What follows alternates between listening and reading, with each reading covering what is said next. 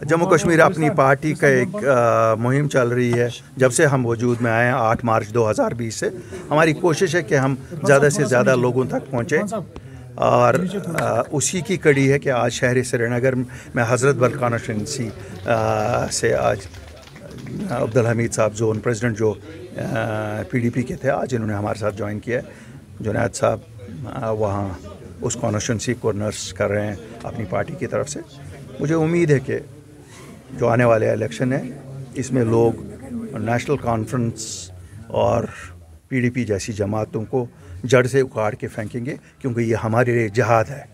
हमारे लिए जीतना और हारना शायद एक मामूली अल्फाज होगा, हमारे लिए जिहाद से कम नहीं है कि हम इन जमातों को यहाँ से उखाड़ के फेंक दें। पार्टी का एजेंडा बिल्कुल सीधा है, लोगों की खिदमत करना, सच को सच कहना। और सच जो है, मैं हमेशा कहता हूँ, कड़वा है। हम क्यों नहीं इस मुल्क में खुश रख सकते हैं? जब 20 करोड़ मुसलमान रह सकते हैं, हम भी रहेंगे। हमें अगर खुश रहने नहीं दिया तो इन जमातों ने नहीं रहने दिया। सच्चाई ये है कि हम हिंदुस्तान का हिस्सा हैं और हमारे हकूक़ उतने ही हैं जितने किसी और के हैं, जितने 130 करोड़ लोगों के लिए। और मैं भारत के वज़ीर-ए-आज़म और भारत के होम मिनिस्टर से कहूँगा, हमें आप दोहरे मेयार पे नहीं तोल सकते हैं। हमें वो सब हुकूक जो हमारे इस आईन में मिलने हैं, मिलने चाहिए और हम लेके रहेंगे। ये तो कहता हूँ कि आप लोगों को ये जो रिवायती जमातें हैं इनको जड़ से उखाड़ के फेंकना है। हम लोगों को इक़्तिदार में लाइए। अल्ताफ़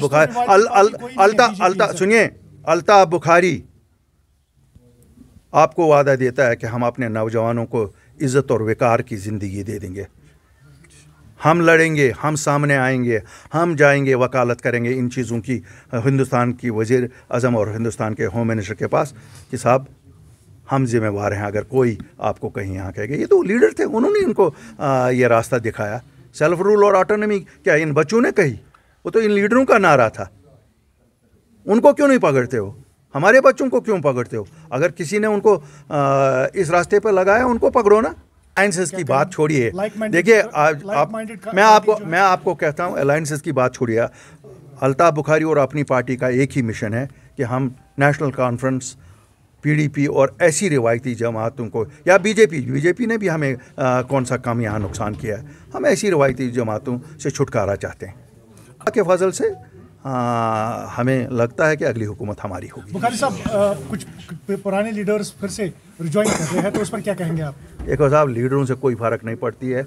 मैं दिल्ली को एक चीज़ कहना चाहता हूँ, जम्मू कश्मीर के लोगों ने अमन का हाथ पकड़ा है।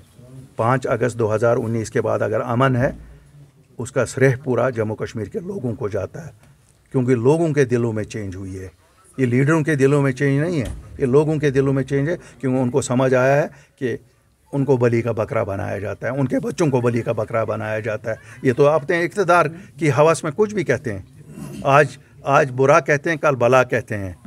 हम ये कहते हैं, दिल्ली को हमें सब वो हुकूक देने पड़ेंगे जो हमारे हिंदुस्तान के आईन में हमारा हक है।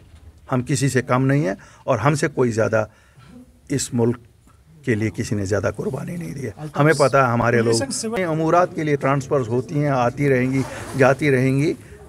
हम इसमें बहुत ज़्यादा कोई टिप्पणी करना चाहते और ना कहते हैं, लेकिन एक चीज़ ज़रूर कहेंगे कि अक्सरती फ़िरके और जम्मू कश्मीर के अफसरों का ख्याल रखिए। अल्ताफ़ साहब, ये भी जानना चाहेंगे, PIGT के मेंबर जो है अलग अलग पार्लियामेंट इलेक्शन लड़ने वाले, क्या कुछ कहेंगे? वो कब थे इकट्ठे? वो तो कभी इकट्ठे थे ही नहीं। क्या बात